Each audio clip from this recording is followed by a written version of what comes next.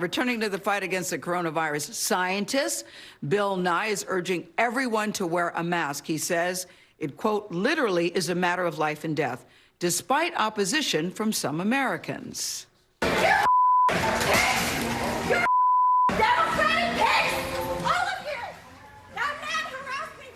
Well, we see a lot of that these days. This woman's outburst at a California Trader Joe's shows the very intense feelings over a mask, while government officials send mixed signals about whether they should be mandatory. Well, only on CBS this morning, Bill Nye, the science guy, is with us from Los Angeles.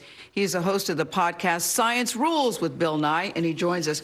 Bill Nye, it's so good to see you. I'm going to take a page out of your TikTok and channel my inner Bill Nye, where you say this: I want you to wear a mask to protect me from you, you're screaming, and the particles from your respiratory system from getting into my respiratory system. And I saw that and I said, you go, Bill Nye. So when you see people that don't want to wear a mask because they think it's politics or they think it's a hoax, you must want to gnash your teeth to powder. What are you thinking when you see that? Well, it's this anti-science thing that's so troubling. And then it's also we have rules. That's how we run our society. You pay taxes on the whole road, but you only get to drive on one side at a time. That's in everybody's best interest. And there was a long time when people thought, well, we can't ban cigarette smoking in restaurants. We'll lose business. Well, it turns out nobody really likes cigarette smokes in restaurants. Very few people like cigarette smoke in restaurants, and we banned it, and now restaurant revenue went up. We can do this, everybody. Wear a mask. Yeah. You know what, Bill? Earlier, we did a piece with doctors and nurses, and one doctor said it's like running through a red light, and I thought that was a very good analogy. So you've got a simple demonstration experiment, that's what you do so well, to explain why the mask works. What have you got? Well, what a mask does, it's doing two things. It's keeping you from breathing particles in the air, but it's also keeping particles from you from getting in the air to infect other people. So this is an N95. We hear about these all the time. I bought this at a hardware store several years ago. I've had it around for working in the shop. Can't blow out the candle. And then similarly, particles in the air very seldom get through this mask. Here's a mask made from two layers of cloth, made by a gal at the Planetary Society, Emily Locktewell, who's very skilled, and this has a pipe cleaner in it. Some air gets through it, but not nearly as much. Now, some masks aren't especially good at all. Here's a cloth mask that someone's experimenting with. Not every cloth mask does the job, but in general, a mask keeps particles from getting in the air to infect other people. Here's the thing. The particles that are carrying the virus are droplets from your respiratory system, from your breath, from your nose and mouth. And so when they get in the air, they don't fall like pebbles. They fall very slowly because they're so small.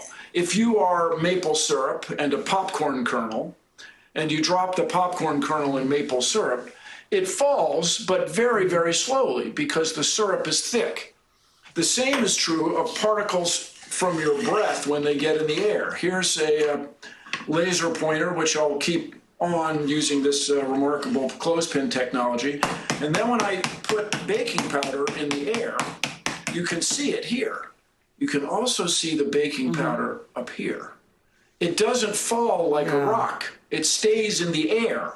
So when someone breathes in your presence, it's very likely in a closed environment where the particles can't blow away, it's very likely it'll get inside you. This is not rocket surgery, everybody. This is very much in your everyday experience. So please wear a mask, please. Yeah, listen, you were preaching to the choir here. Do you have any idea, Bill, how long the particles last in the air? Say a person who has COVID has been in the room and the particles are in the room. Do you have any idea how long it lasts after they leave the room when somebody else walks in? How long it lasts? Well, I'd certainly say 5 minutes, but we had a gal from MIT on the podcast on Science Rules who's a fluid mechanics expert. And the big the fascinating thing is how far the particles go when you cough or sneeze, and then how long they persist. It's certainly 5 minutes.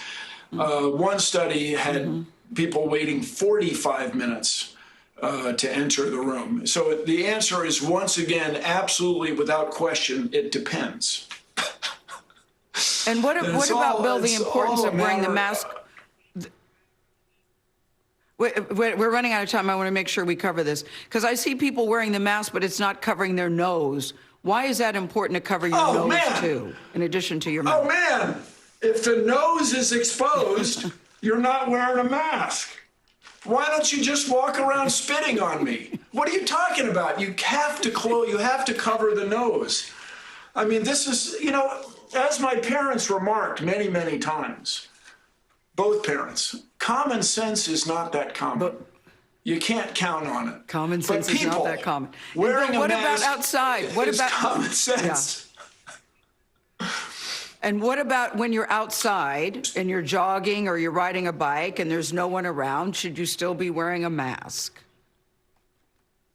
Well, I would say in common sense terms, probably you don't need to. But when someone's within 10 meters, 30 feet or so, put the mask back up. Put it on.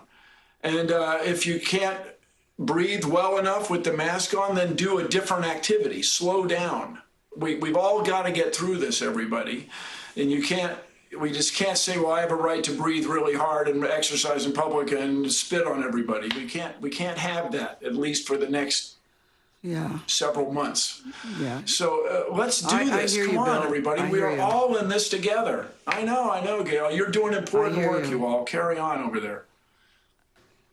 I hear you. And I don't think we can say this enough. I thank you, Bill Nye. Listen, a lot of people were watching you tie your bow tie before we went on the air. They said it was very impressive. I said, is that hard to do? They go, not when you watch him do it. Thank you, Bill Nye. Thank you very much. Hey, you guys, this is a square bow. It won't come untied during the day. When you all get a little older, you'll all be wearing bow ties. Carry on. Thank you. All right. And before we go, do you quickly have anything about the science of dogs aging? Is it 7 years or more than 7 years? Do you have any science on that? Yes or no?